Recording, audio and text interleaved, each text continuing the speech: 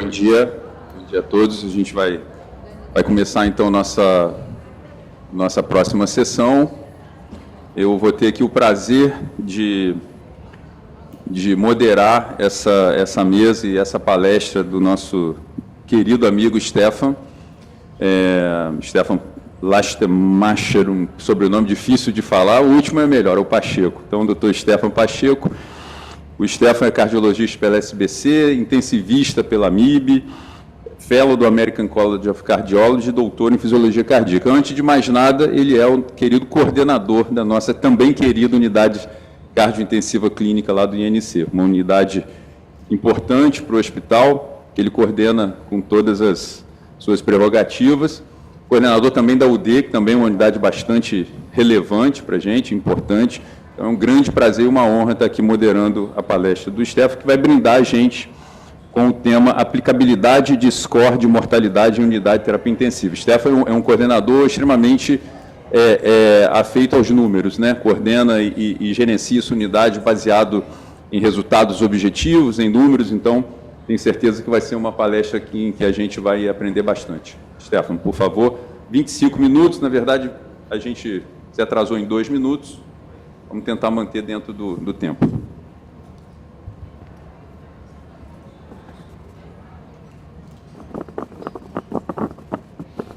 Bom dia a todos. Peço desculpas pela minha voz. Se puder aumentar um pouquinho o som, vou tentar chegar até o final, juro. Primeiro, queria agradecer a oportunidade de estar apresentando esse trabalho desenvolvido na USIC. Lembrando que isso é um trabalho multiprofissional de todos os profissionais que lá trabalham. Sem mais delongas.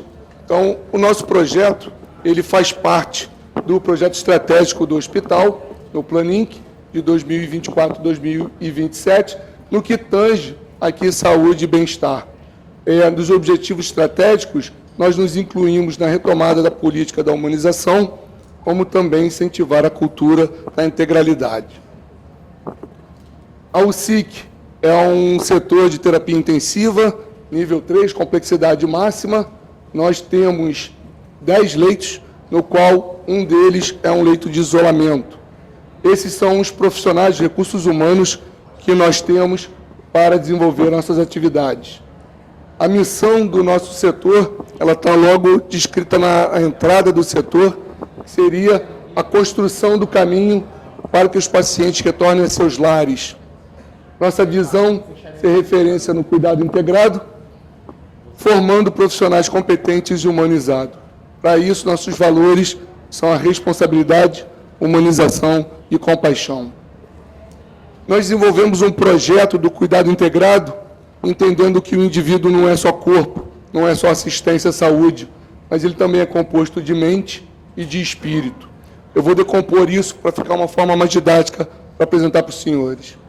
Então, em relação a corpo, o que nós fazemos é, basicamente, receber o paciente, as suas várias entradas, seja no plantão geral, as enfermarias, setores de imagem, centro cirúrgico e até as transferências que recebemos externas ao Instituto.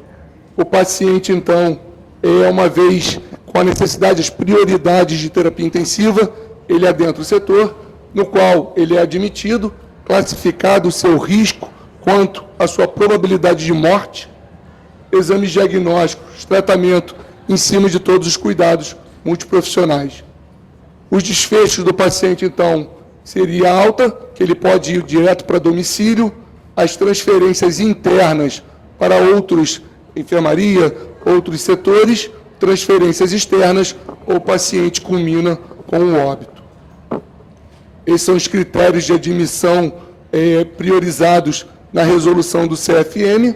Eu gostaria de destacar os indivíduos, eu vou falar ao longo com vocês de uma proposta dos pacientes que têm prioridade 5, que se encontram numa fase terminal, sem possibilidade de recuperação. Os demais pacientes é o nosso dia a dia, onde a gente consegue devolver o paciente à sociedade. Nós fomos convidados pelo SUS a participar desse projeto de qualidade assistencial. A gente tinha uma ideia de que a gente prestava uma boa assistência aos pacientes, mas a gente não conseguia quantificar, não conseguia visualizar isso em números. Com esse projeto de 2020, então a gente consegue fazer uma quantificação de infecções primárias de corrente sanguínea, infecções urinárias associadas a catéter dispositivo e infecção pneumonar associada à ventilação mecânica. Nossos resultados foram muito bons, que a gente já sabia, mas isso gerou uma gestão à vista, que permanece até hoje. Quem adentrar no nosso setor conhece bem esse quadrinho que a gente desenvolveu. O Instituto, ele, pelo planejamento, nos fornece os dados quanto à sua taxa de ocupação, taxa de mortalidade e permanência da USIC. E eu tenho esses dados desde 2012. E a gente vinha numa normativa até 2020, todo mundo conhece, foi o Covid. Tivemos uma elevada taxa de mortalidade, não só nós, como também outras instituições, outras UTIs, no qual essa nossa publicação, a gente publicou esse trabalho pós-Covid, nossa mortalidade girava em torno de 24, UTIs privadas em torno de 20, UTIs públicas em torno de 40. Então, a gente ficou ali entre um e outro. E o outro ponto que mostra uma mortalidade elevada, já foi na fase pós-Covid, o que aconteceu é que nós tivemos uma quebra de barreira no pós-operatório. E o Instituto, ele depende muito do pós-operatório para poder fazer as cirurgias, obviamente. E a gente viu que essa quebra de barreira foi um paciente que vinha de UPA e que tinha bactérias multiresistentes. Então, quanto missão também da USIC, nós começamos a fazer busca ativa e tirar rapidamente todo o paciente MDR do setor. E isso fez com que a nossa mortalidade aumentasse muito. E aí vem a primeira pergunta. A mortalidade aumentou porque o risco desses pacientes era maior ou a nossa mortalidade aumentou porque a nossa qualidade de assistência caiu? Para isso, a gente começou um trabalho em 2022, onde a gente queria saber, avaliar a nossa qualidade assistencial. Para isso, a gente fazia uma razão entre a mortalidade observada e a mortalidade esperada para aqueles pacientes. A gente queria tentar entender qual era o melhor score preditor utilizado, que teria o melhor perfil em relação aos pacientes da USIC. Para isso, a gente estudou 2 scores, SAPS-3 e o APACHE-2. E também geramos um objetivo secundário, que seria tentar identificar os pacientes de altíssimo risco, no qual a gente deveria otimizar, direcionar recursos materiais e humanos, implementando cuidados de fim de vida para esses indivíduos. Esse trabalho, então, começa em junho de 2022, teve 2 anos de segmento, é caracterizado como uma coorte retrospectiva, inclusão qualquer paciente com mais de 18 anos que internasse no setor. Exclusão era quando a gente não tinha os desfechos, ou seja, transferências para outras unidades ou erro de alocação, o paciente que ficava menos de 24 horas no nosso setor. Os nossos desfechos, então, era alta da unidade ou óbito. Esse trabalho passou no CONEP. Essas são as pessoas envolvidas que nos auxiliaram na sua evolução. Nós, então, em 2 anos de segmento, tivemos 676 pacientes. 3 pacientes admitidos em outros, perdemos pacientes fora do período, um só erro de preenchimento, pacientes com internação menos de 24 horas e transferências para outros CTIs, onde a gente perdeu o segmento, totalizando 573 atendimentos, tentando entender que o paciente ele poderia ser atendido por nós, sair da nossa unidade, se ele ficasse mais de 48 horas fora da unidade e retornasse, era um outro atendimento. Ok? Então, foram 573 atendimentos. O nosso perfil demográfico, ele tem aqui, então, entre homens e mulheres, altas e óbitos.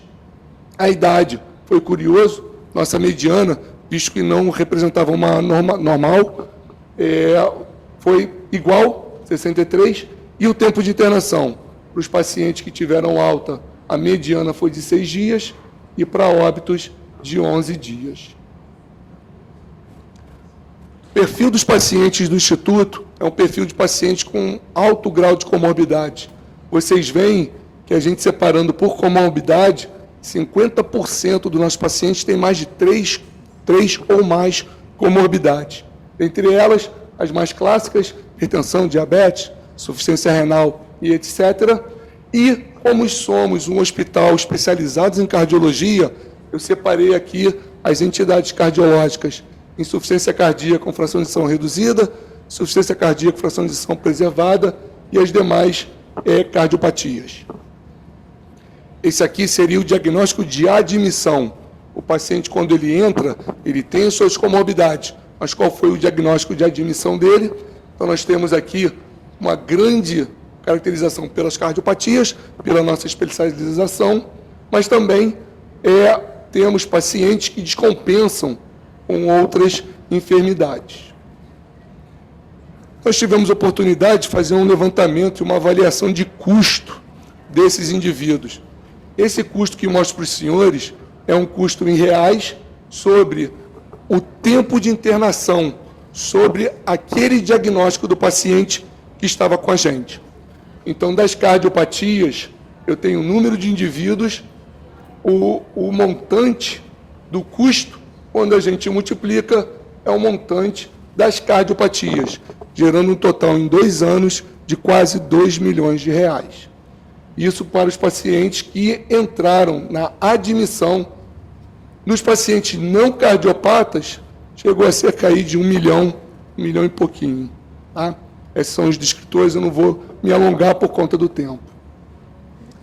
Esse gráfico aqui me deu uma tranquilidade muito grande e responde a nossa primeira pergunta. A nossa qualidade assistencial caiu ou o risco dos pacientes era maior? Então, para isso, a gente utiliza uma razão no qual, a mortalidade observada ela é igual à esperada. Acima de 1 são oportunidades de melhoria de qualidade e abaixo de 1, como os senhores podem ver, a gente teve uma qualidade satisfatória do atendimento desses indivíduos.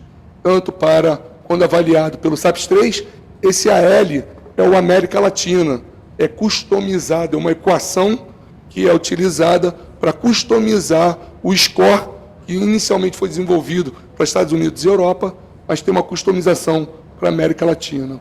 E também no APACHE 2. Vejam que no APACHE 2 a gente tem uns outliers aqui, mas o intervalo do desvio padrão ele chega muito próximo ou toca o nível 1. Essa foi a nossa curva ROC, mostrando uma boa acurácia, principalmente quando a gente fala do SAPS, SAPS-3 ou SAPS-3 América Latina, com 0,8, considerado muito boa acurácia dos valores. Para o APACHE 2, nós tivemos uma acurácia um pouco menor, considerada só como boa.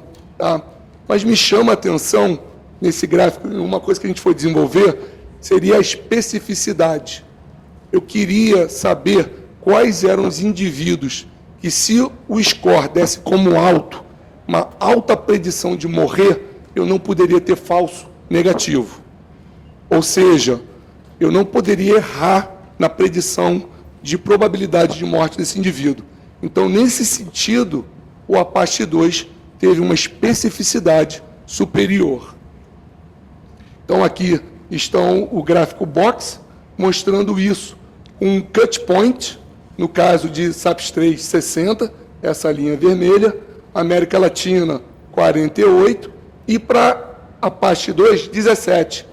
Vejam que somente no APACHE 2 ele não toca a caixa box, mostrando aqui uma melhor especificidade. O que a gente fez a partir daqui? Eu queria saber qual era o cut point em que eu teria uma alta especificidade, tolerando um erro não mais do que 5%. E aí a gente sobe os cut points, obviamente, o paciente fica mais grave, com maior risco de morte. Então, aqui 75 para SAPS-3, 79 para a América Latina, SAPS-3, e 22 para a APACHE 2, mostrando agora uma altíssima especificidade para a mortalidade. A gente teve a oportunidade de tentar fazer uma regressão e eu queria associar a alta mortalidade ao custo desse paciente, entendendo que o paciente mais grave consome mais insumos. Mas isso não se mostrou uma grande verdade. Por quê? À medida que a gente vai subindo no risco do paciente, até aumenta o consumo de insumos, porém, um desfio, uma dispersão muito grande. Então, nossos estatísticos do Instituto nos auxiliaram e a gente fez essa regressão em árvore. O computador ele é capaz de mostrar alguns cut points entre os custos dos pacientes. E aqui ele já dicotomiza com o primeiro cut point, que seriam SAPs de 73, abaixo e acima. Depois ele continua fazendo isso e me gera mais um cut point, em torno de 60, vamos aproximar, para um braço e 76 para outro braço. Quando a gente plota esses valores de custo com o SAPS 3, a gente tem uma curva muito semelhante a isso. Ou seja, indivíduos com altíssima risco, probabilidade de morte, eles já tinham insumos menores, mostrando que esse indivíduo ele já não tinha uma capacidade de fazer uma diálise, de ter algumas medicações, ou já teve vários níveis de infecções recorrentes, e a gente começou a priorizar o conforto do paciente em detrimento de ter o desfecho de alta dele. Então, a nossa proposta, que a gente está começando agora em outubro a desenvolver, vai ser botar isso em números, o que a gente já fazia, agora formalizar. Então, indivíduos que entrem com um nível de prioridade 5, aquele paciente que eu falei para vocês, que tem uma baixíssima ou que não tem uma possibilidade de recuperação, ou um SAPS 3 elevado, não respondedor a um trial intensivo inicial, que nós normalmente estamos fechando entre 3 a 5 dias. Terapia intensiva pesada no paciente. Se esse paciente não tiver a capacidade de responder, não tiver de recuperação com uma família acolhida, nós vamos instituir, então, os cuidados de fim de vida. Esse seria o nosso projeto Corpo. Esse trabalho está fechado, os 2 anos, estamos em fase de publicação desses resultados. Mas o paciente não é só corpo, ele também tem mente e ele também tem o seu espírito. Em relação à mente, a ideia que nós desenvolvemos desde os primórdios, quando assumimos a coordenação da USIC, é tentar transformar isso, um paciente frio, uma fotografia fria, cheia de tecnologia, afastado, nisso aqui. Tentar dar humanização, integrar o paciente. Se eu não posso devolver esse paciente para a sociedade nesse momento, que eu traga a sociedade para ele. Por isso a figura do Papai Noel, a humanização dos profissionais que os atendem. Nós desenvolvemos um trabalho, a visita do paciente era somente na hora do almoço e depois na hora do jantar, onde os familiares poderiam ficar cerca de 1 a 2 horas com seu parente e tinham as informações do médico. A gente unificou, juntou as 2 visitas e hoje é permitido que um acompanhante fique numa internação conjunta com o paciente num horário muito mais estendido. Para isso, esse indivíduo ele é treinado a permanecer num ambiente de terapia intensiva. Eu tinha um receio muito grande em relação à quebra de barreira, mas nós vimos que isso não aconteceu. Eu não consegui quantificar na época, mas a gente tem um sentimento muito grande, que a gente diminuiu dispositivos de alimentação, sonda nasoentéricas e tempo de permanência do paciente. Diminuímos o uso de psicotrópicos por conta de delírios, etc., na presença da família, isso foi diminuído. Infelizmente, eu não tenho números para mostrar isso para vocês. Trago uma foto.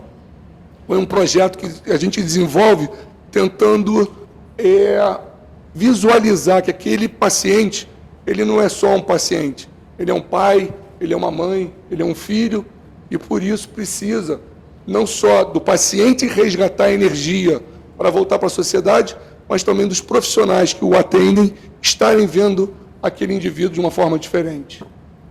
Nós temos um quadro onde identifica os profissionais que atendem o indivíduo naquele dia. Nós temos uma meta clínica, o que a equipe de saúde quer para o paciente naquele momento, negativar um balanço, deambular, sedestar, mas também nós temos a meta do paciente, o que é importante para o paciente naquele dia. E meu coordenador está aqui, não me ouça, mas até café para paciente entubado a gente já deu. O paciente queria café, a gente molhou o dedo lá, esfregou na boca, e isso muda a energia vital do indivíduo. Ele participa de uma fisioterapia melhor, ele tem um desejo maior de recuperação. Essa é a ideia nossa. Meu coordenador está aqui, está me ouvindo, ele prometeu para a gente Wi-Fi para que os pacientes possam ficar com seus smartphones. Isso integra, aproxima muito a família. Ele poder conversar, diminui delírio, tem vários benefícios sobre isso. Eu consigo segurar o corpo do indivíduo, mas eu não quero segurar a mente dele. Se ele quiser interagir fora do hospital, que ele possa fazer isso. Eu gosto muito dessa frase de Carl Jung, que ele diz: conheça todas as teorias, domine todas as técnicas, mas ao tocar uma alma humana, seja apenas outra alma humana. Esse é o nosso projeto Mente, e em setembro do ano passado, a gente começou o nosso projeto de espiritualidade.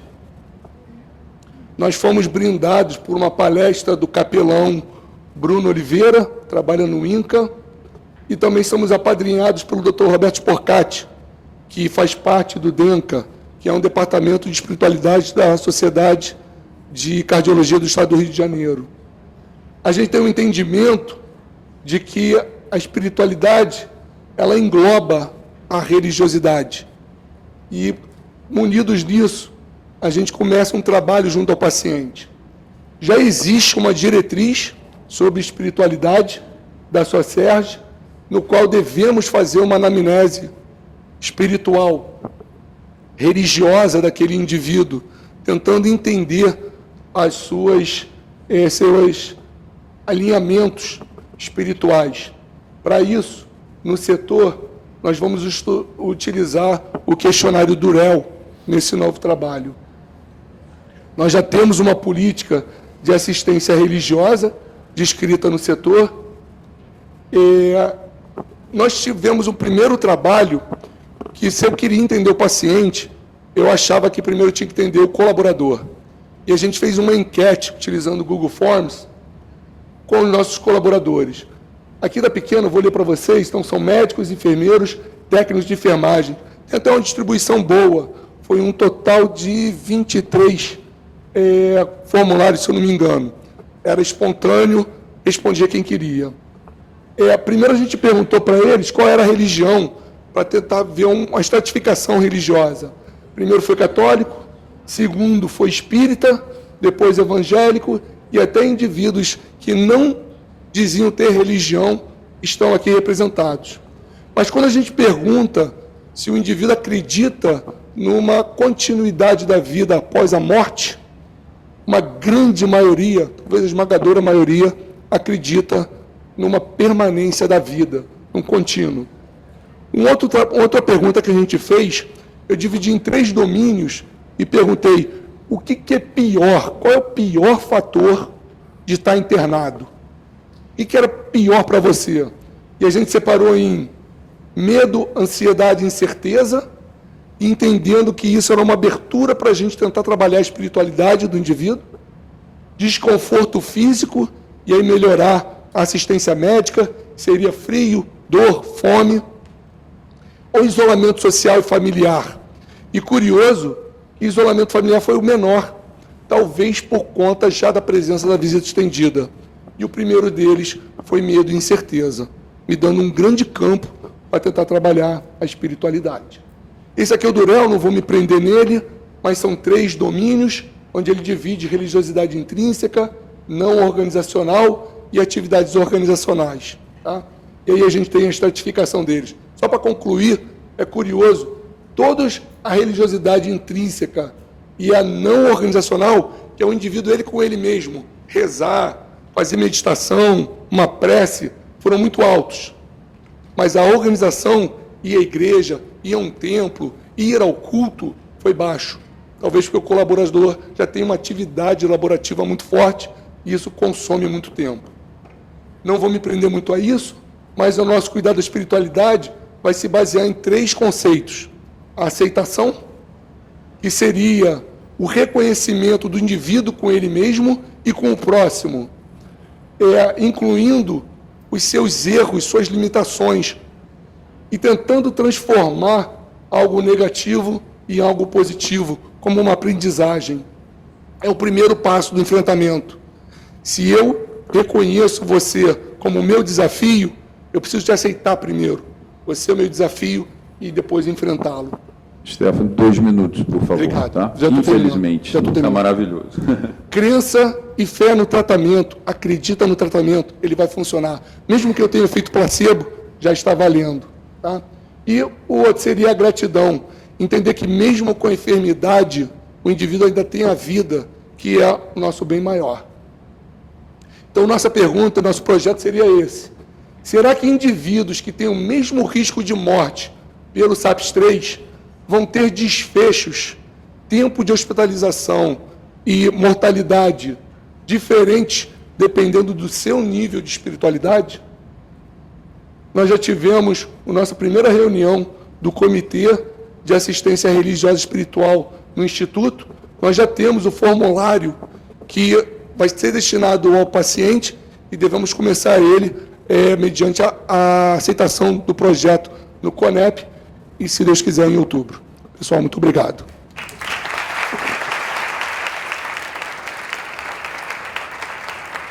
Stefano, como